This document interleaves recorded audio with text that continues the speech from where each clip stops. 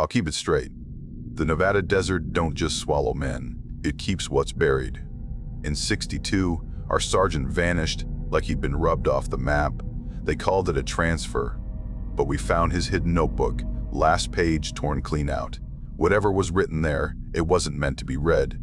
And when we learned the truth, it wasn't duty anymore. It was something else. Something that still waits out there in the dust.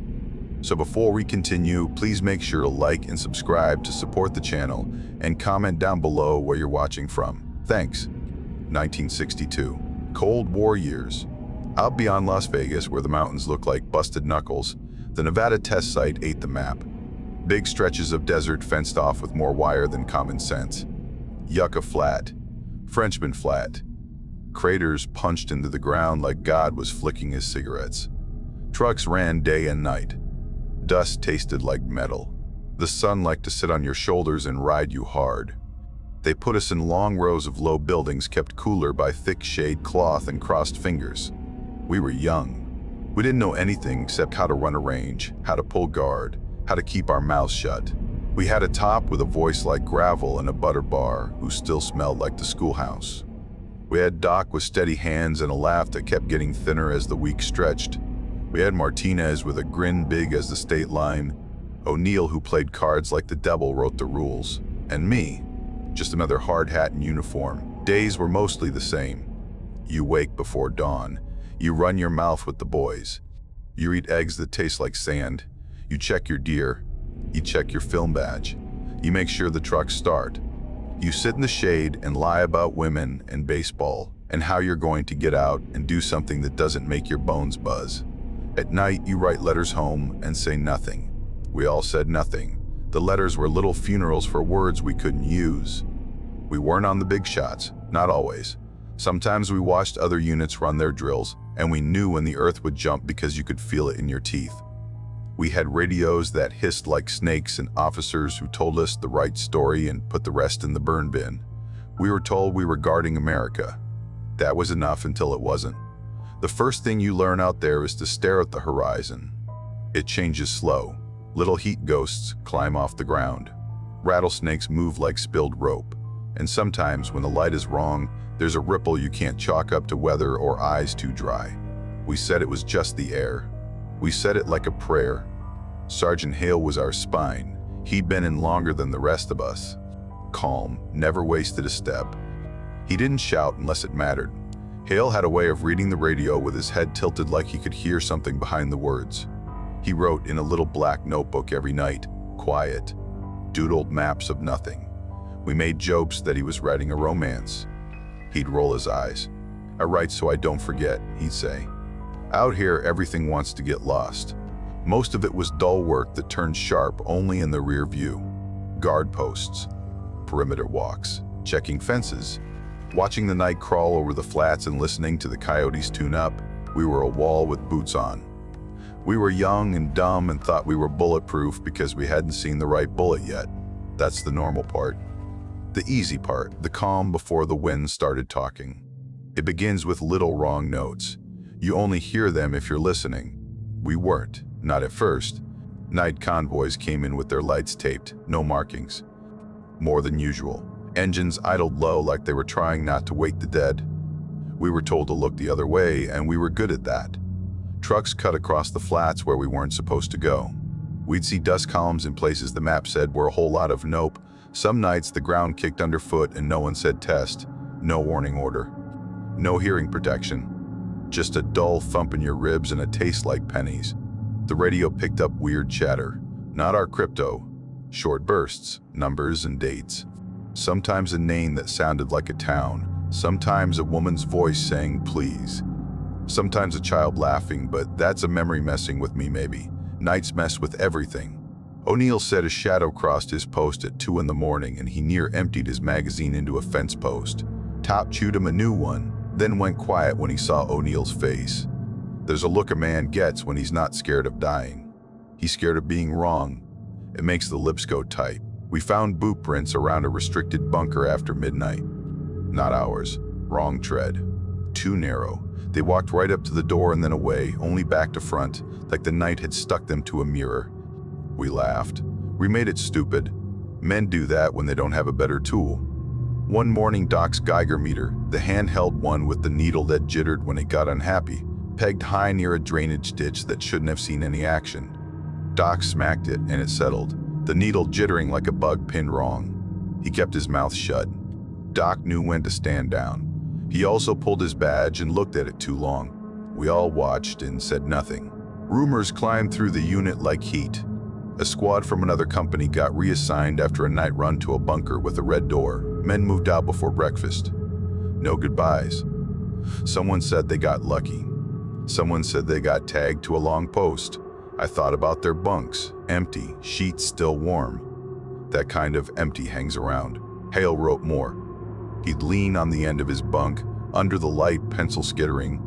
I caught him once marking dates on a little hand-drawn map of the flats, lines going out to edges I hadn't seen. He covered it with his palm when I leaned in. "You keep track of dust storms, Sarge," I said, teasing.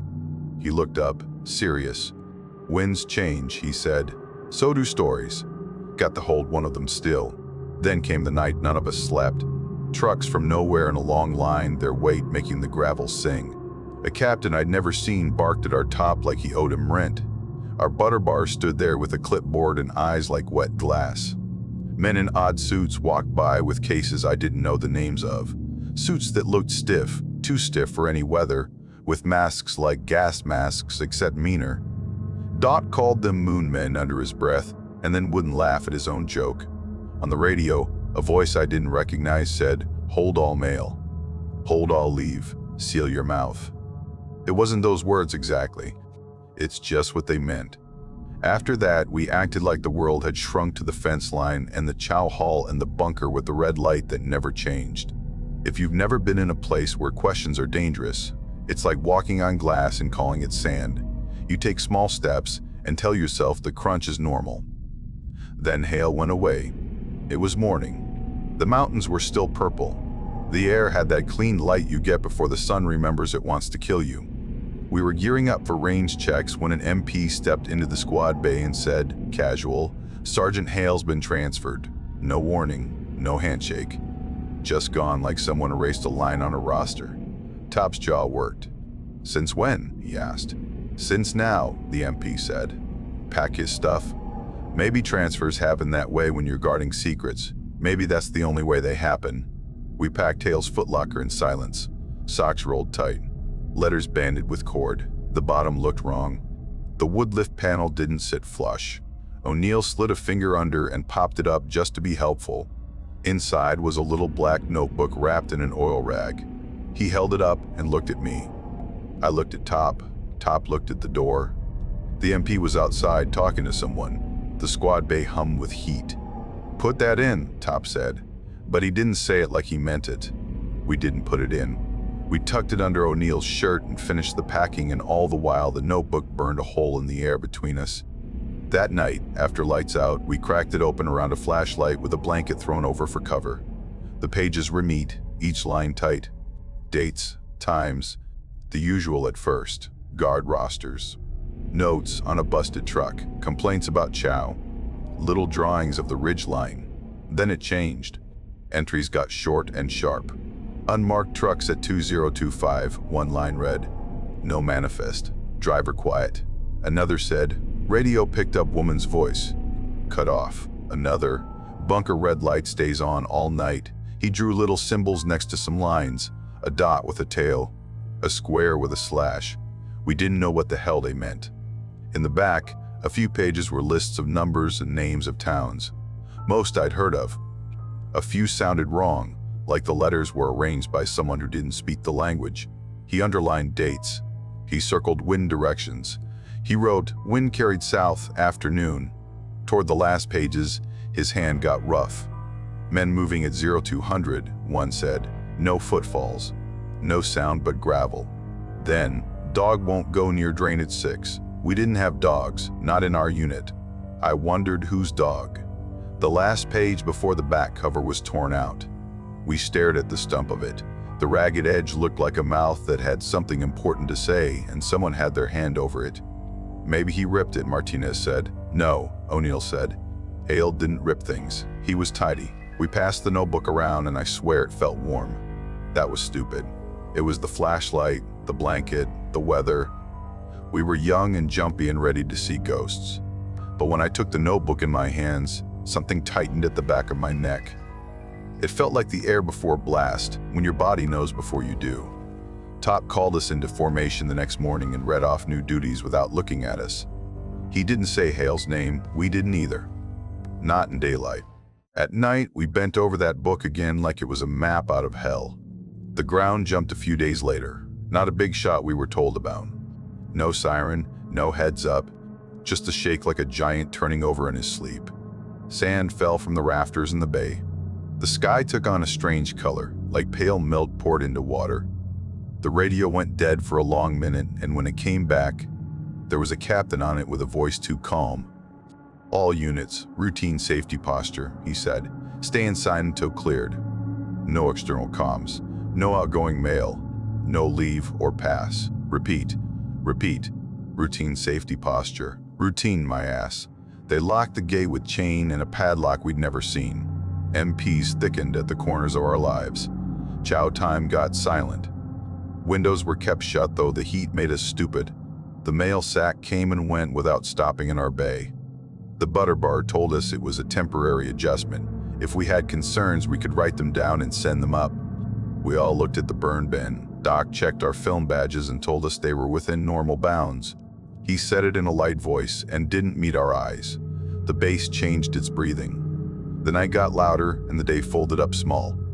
Convoys ran the periphery, but never in a straight line.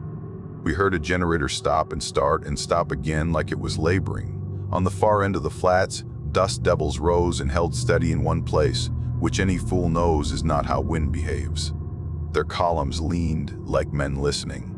Rumors got meaner because there was nothing else to feed them. Another squad had a man transferred for attitude.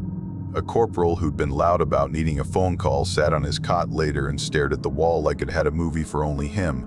The radio picked up a church hymn one midnight, the notes scratchy, and then a voice that said, "Where is my boy?" And then it coughed and died. The hymn stuck in my head and would not leave. Hale's notebook, our notebook now, turned more into a guidebook than a diary. He'd drawn a little X by a place called Drainage 6 with a note, "Hot silt, silence at night." We got ourselves a detail cutting right near there 2 days after the lockdown kicked in. The butter bar told us to avoid the low spots. He said it twice. We ended up walking the ditch anyway because orders in the desert are wishes if the land changes on you. The air got heavy and my tongue felt thick like I'd been chewing copper. There were short, sharp sticks in the silt that looked like cactus spines. They weren't. They were wires from a busted headset, half buried, tangled up like roots. O'Neill nudged them with a boot and stepped back fast. His meter doc had made us carry 2 meters that day. His idea, not anyone else's, ticked hard. When we moved away, the tick slowed but never settled all the way. That night I dreamed I had a wire growing through my jaw like a bad tooth. 2 weeks. Maybe 3. Time got slurry. The heat did that. The silence did more. We folded into ourselves. We cleaned rifles we didn't fire. We wrote letters we had no way to send. The bass took on that sound like a held breath. You could feel a boot heel drop 3 buildings over. Too much listening is its own kind of sickness. Then the storm came. The desert does that. 1 minute it's dead still. Next minute the whole sky tilts and you feel the first spit of a mean wind. This wasn't just wind. It was a wall of grit with thunder buried in it. The power cut in our half of the site and I thought, good, at least it'll cool down. It didn't. Heat stayed and the darkness loaded itself with weight. We sat by flashlights, candles, whatever we had, and waited for someone to tell us to go to ground. The radio came alive with a fast voice giving directions and then turned into a howl like it had a throat. I still don't know how to make that part sound like anything but crazy. Radios don't howl, not like that. It went through me like a nail. I saw Top look at the thing like he wanted to throw it across the room and stomp it flat. He set it down gentle instead. An MP stuck his head in and said, "Squad to the vault." Now, the vault wasn't ours.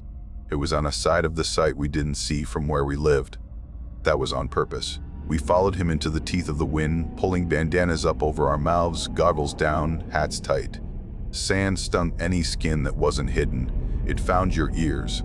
It found your nose. It has a talent for that. We got to a squat concrete building half buried on the lee side of a man-made berm. 2 double doors, steel. A red light above them. Red light stayed on. Always. The MP slammed his shoulder into the door and it gave. The generator down here was chewing slow. Dim yellow bulbs made the air feel old. Secure it, the MP said. He had to shout over the wind even in there. Ride it out. No one in or out but me. Secure what? Top asked. The MP didn't answer. He just left. The door thumped shut behind him and the wind laid its palm against the steel and drummed. We stood breathing hard. Tools and lockers lined one wall.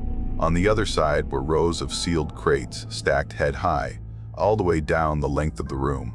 Each crate had a stencil on its end. No words, just numbers, and a date. Martinez walked down the row, reading. 3201-6, he said. 3201-7. He whistled low. Why no names? You'd think a crate gets a name. O'Neill didn't answer. He'd gone still. He reached out without touching and traced the air over a code on a crate near the end. His lip moved. That's not a serial, he said. That's a town code. A what? Those numbers on radios, he said, then shook his head. Forget it. Not radios. I don't know. I've seen this pattern. He pointed at the date. That's the day they did the shot at Frenchman. Big one. They said the wind went the other way. It didn't. Doc said, quiet, you're guessing. Yeah. O'Neill's eyes were far away. I wish I was. The vault hummed.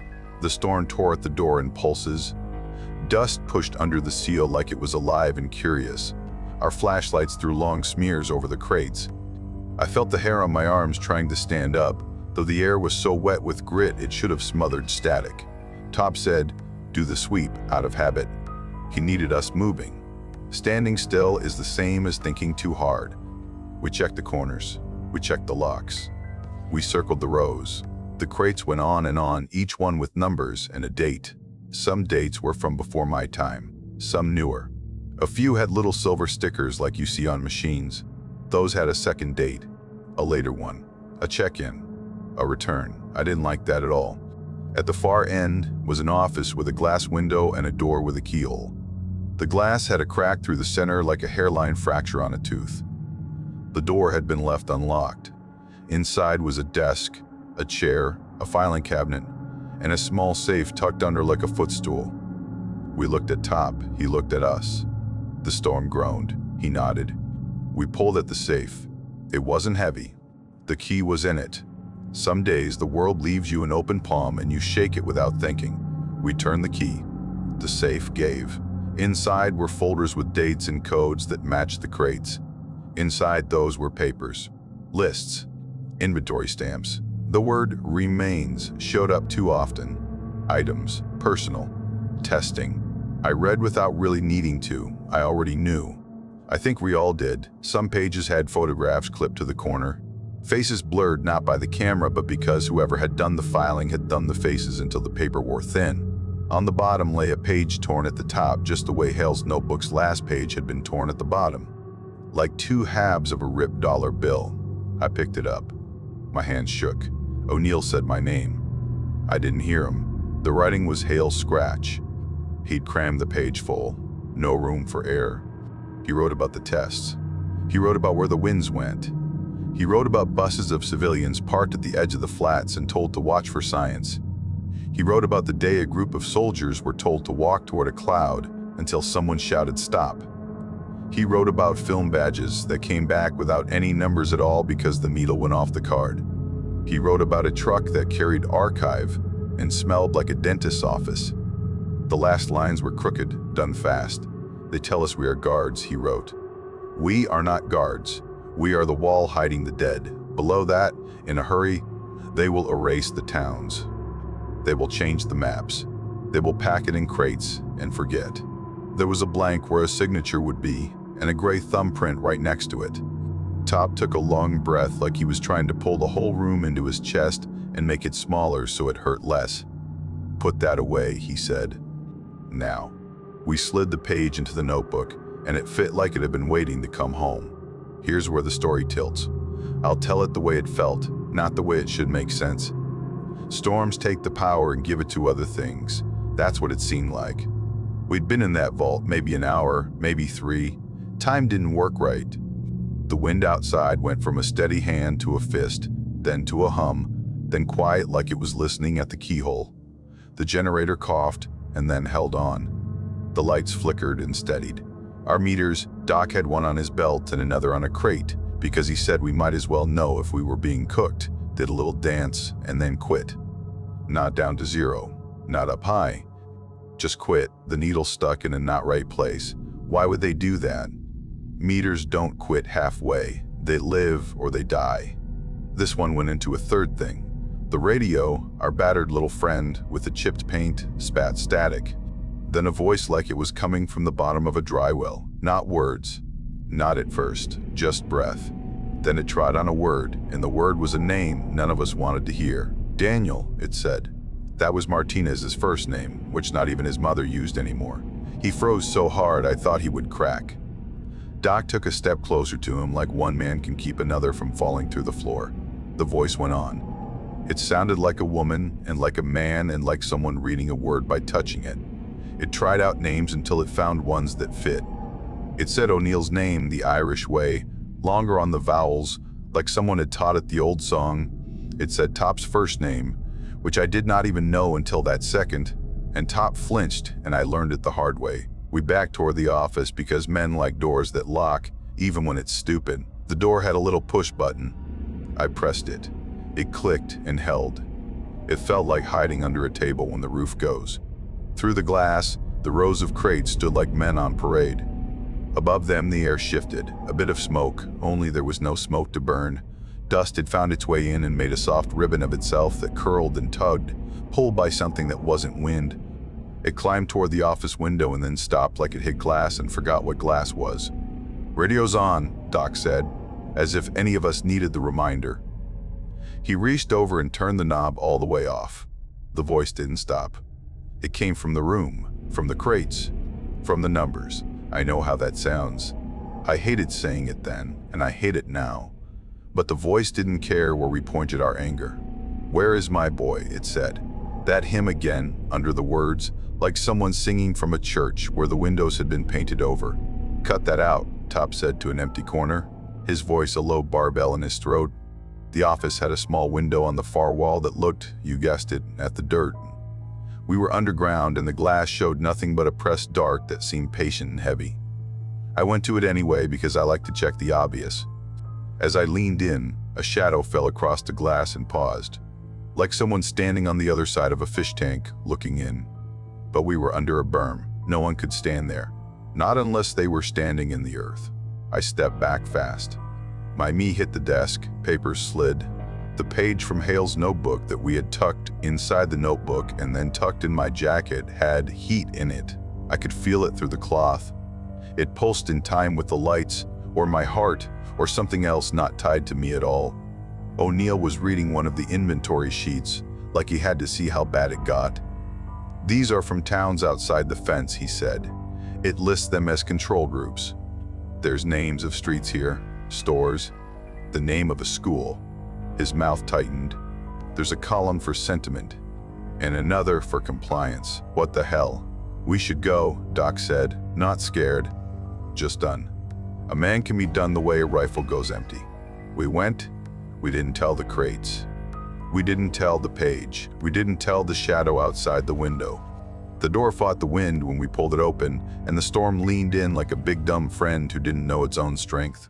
Sand stung our teeth, which it should not be able to do.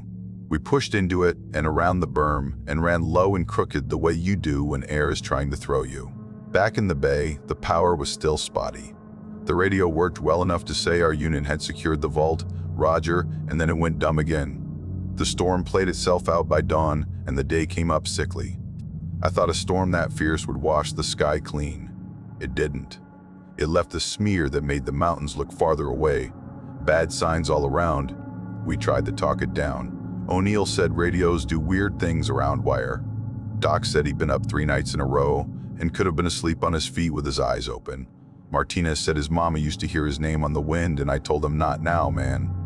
Not now. Top told us to stow it and keep our heads inside the wire. Then the MPs came. They didn't say we were under arrest. They didn't have to. They stood at the end of the bay with their hands behind their belts and looked at us like they were measuring us for boxes. 2 I recognized from the gate. 1 I had never seen. He had a thin face and a nose that had been broken twice. His boots were so clean the dust seemed to avoid them. "You boys doing all right?" he asked. Like a dentist, Top said we were fine. "You were in Building 12 Bravo last night," Nose said. "Routine storm security. Appreciate that." "Anything unusual occur?" "No," Top said. "I could feel the page inside my jacket like a coin that buys you 1 more day if you can keep it." I kept my mouth shut. "Any property unaccounted for?" the MP asked. "Any reports that need filing?" "No," Top said again. He might as well have spit.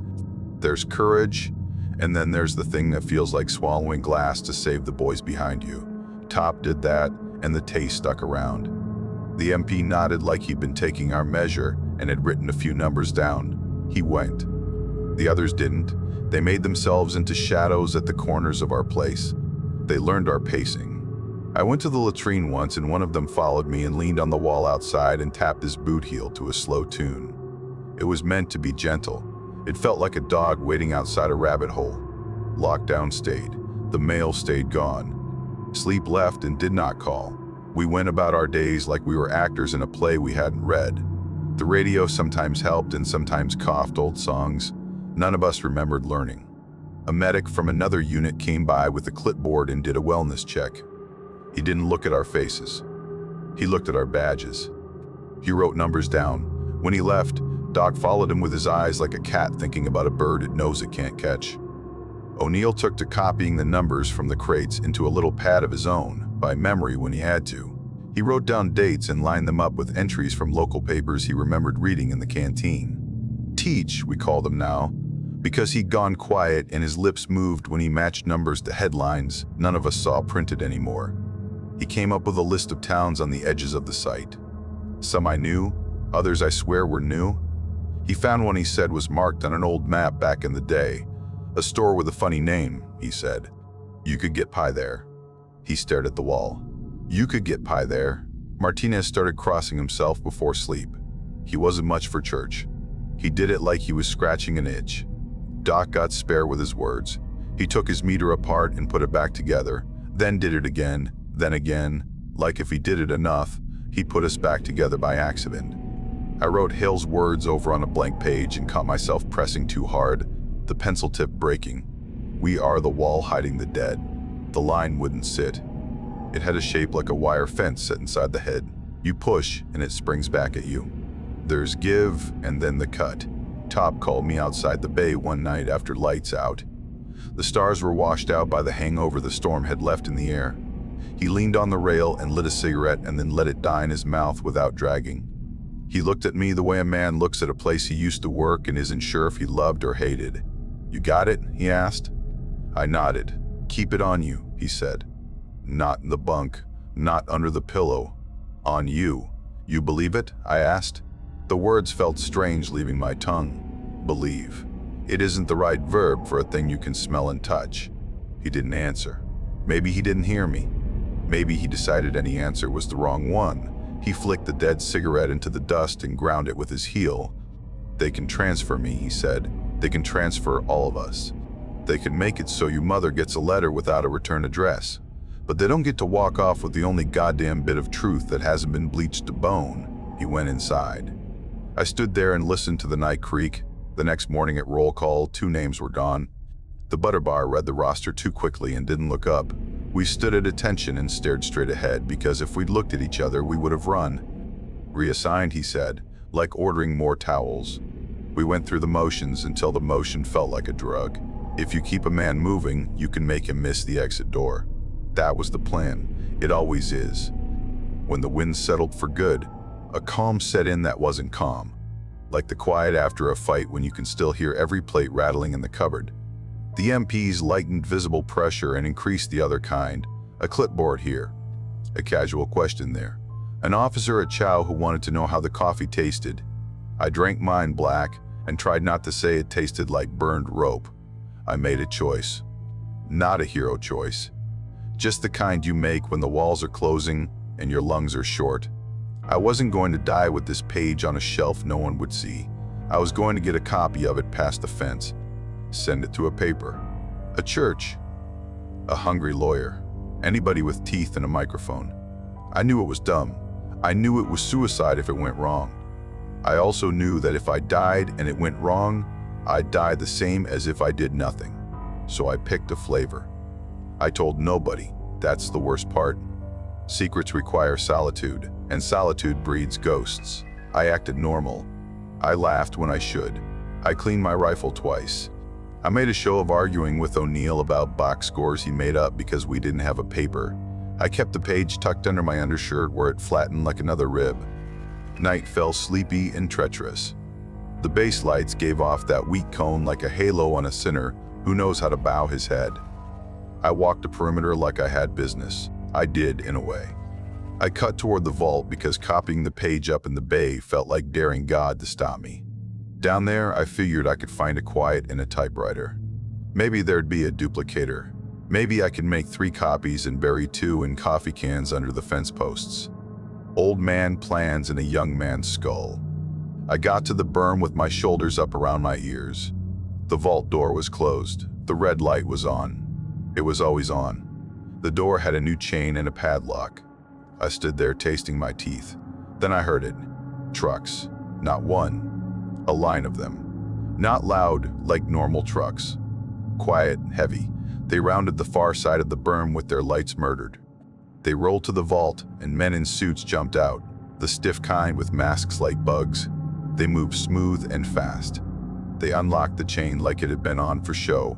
The door opened. The distant yellow lights inside welcomed them like an old friend with bad news. They started hauling the crates. 2 men to a crate, sometimes 3 because they looked heavy even though they were only wood. They lined them up like bodies at a field hospital and slid them onto the trucks. Every time one slid, the air caught, like a song skipping. I realized we had our mouths open, all of us. I say us because I wasn't alone. O'Neill was there because of course he was. He could sneak like a cat when he wanted. Martinez too, because he wouldn't let O'Neill do a dumb thing alone. Doc, a step back, because he couldn't stop himself from trying to be present at the worst part in case it needed a witness. We ducked behind the berm lip and watched. Gentle, stupid, noble. We watched as men moved history. It looks like carrying a dresser down a narrow stairwell. You make jokes, you breathe hard, you swear under your breath. You don't look at what's inside because you'd never lift it again if you did. One crate fell. It hit the edge of a truck bed, and the end splintered. A corner popped just enough to let out a breath. That's what it was. A breath. A sigh. The line of men went still for a tiny beat, then moved again faster, more careful, like they'd stepped on a nail and didn't want to look at the bottom of their boot. I pressed my fingers into the sand so hard the grit cut my nails. I wanted to shout. I wanted to run down and tip the trucks and scatter the crates and read every page and every folder and throw the numbers into the wind. I didn't. I breathed. It tasted like burned rope. They finished in under an hour. That meant they'd done this before. You don't get that quick on first tries. The last man out flicked off the yellow lights with a familiar gesture. The red light above the door stayed on like a bad joke. The trucks rolled off in a line toward a black place where the road used to be, and the map said rock. They vanished like they'd been eaten by the ground. We crouched and tried not to shake. When they were truly gone, we stood. O'Neill had his jaw set like it had locked. Martinez crossed himself. Doc turned away and pressed his palm to his eyes until it looked like he'd crushed them. Too late, I said, meaning for copies. Meaning for rage. Meaning for everything. O'Neill said, not yet. He didn't mean hope. He meant another door. Back in the bay, the air had that aftertaste of something large having moved through it. We lay on our bunks without taking off boots. We kept the lights off. We watched the window until the light changed and the day said we had made it through another one we didn't deserve. Roll call that morning was short. 2 more names gone. Reassigned. The butter bar had new paper and old eyes. He asked us to step aside after. He asked if we had questions. We said no. Something broke a little in his mouth when he smiled. The day went long and ugly. We were kept busy hauling crates that weren't ours, fixing fences that didn't need fixing, cleaning rifles that were very clean. Sometimes I think the cleaning wasn't about the rifles, it was about us. You scrubs men get shiny when you rub them long enough. Top washed us and did not say what he was thinking. Night came again. I had the page still on me. It had gone soft and damp from sweat and skin. It had taken on part of me. I realized anybody who searched me would feel it. That kind of panic is loud. It makes your hands dumb.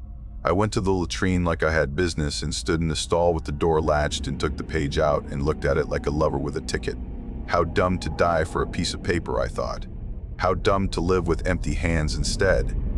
I folded it small. I tucked it into the lining of my boot. I slid it under where the heel rounded, paper molding to leather, leather molding to sweat. I walked. It pinched. Good. Good. I wanted it to hurt. I went back to my bunk and lay down and did not sleep and started hearing my own name from the corner of the room, soft, like a teacher calling roll off a list of the dead. It ends simple. World's messy. Endings like clean lines, boots in the hall, MPs at the door, transfers on a clipboard. Butter bar with a dead smile reads names. Not mine. Then O'Neill. Then Martinez. O'Neill lifts his chin like he knew. Martinez squeezes my hand till a bone pops. Later, he says. Doc twitches up, sits when Top's hand lands on his shoulder. That touch keeps him breathing. Pack it, says the MP with the twice-broke nose. Buses in 15. 15 means don't say goodbye unless you want to hate yourself forever. We don't. O'Neill taps his forehead to mine. Teach, I whisper. He nods. Martinez crosses himself, grins like a bad card he'll still play. They're gone by chow. We eat burned rope. Nobody talks. Top stares at his tin like it might bite. I should have run that night. Any fence, any dark. I stay on my bunk and hold my ribs together. The page rides in my boot like a thorn. I tell myself I'll get it out. First, I have to cross the desert. Another radio, the break glass, 1, coughs to life. All squads, prep for movement at 2200. Secure grounds, clear burn bins, routine voice. Then softer, we were never here. That line splits me open. Men live in blank parts of maps. Not just Nevada. Top fills the doorway, mountain nobody ordered. You going to hold it? Yeah. One small nod. He's gone. At 2150, the knot comes. I make my face smooth. The page stabs my heel. Good. If I can't carry it clean, I'll carry it hurt. They don't search.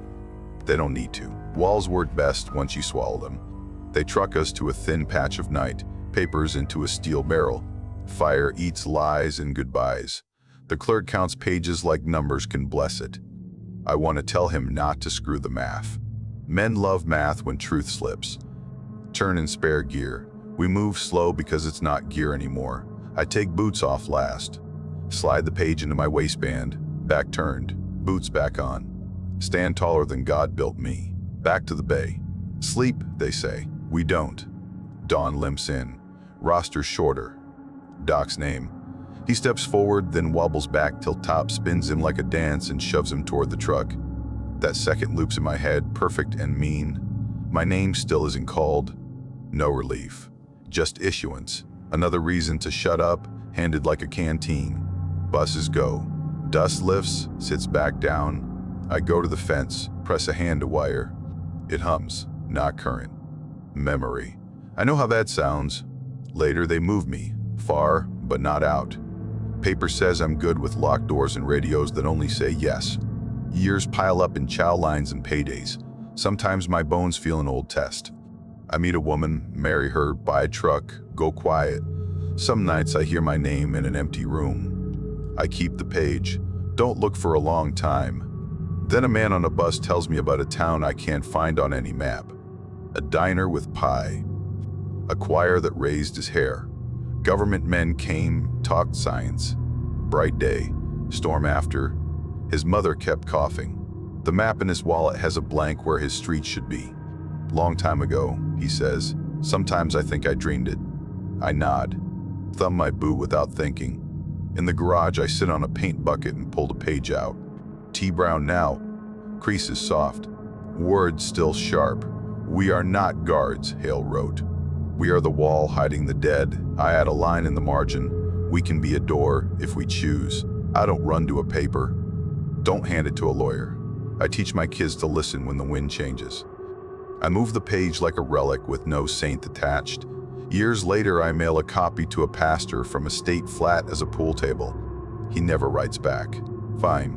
Sometimes survival is quiet. Justice doesn't knock. If you want noise at the end, you won't get it. It's trucks at night, numbers whispering, reassigned, used like a map pinned to nowhere. A vault under a berm, a window into dirt, a truth you hear if you press your ear to the ground and forget your own name. Sometimes I drive past the lights, kill the engine, let the desert decide if it can stand me. Radio dead, still I catch a hymn. Wind says an old name. Hale's voice rides the dark. Write it down or it gets lost. Campfire story, you asked. Here's my coal, 1962. A good sergeant disappears. We find his notebook with the last page torn. Storm hits. We hold a vault packed with numbered crates.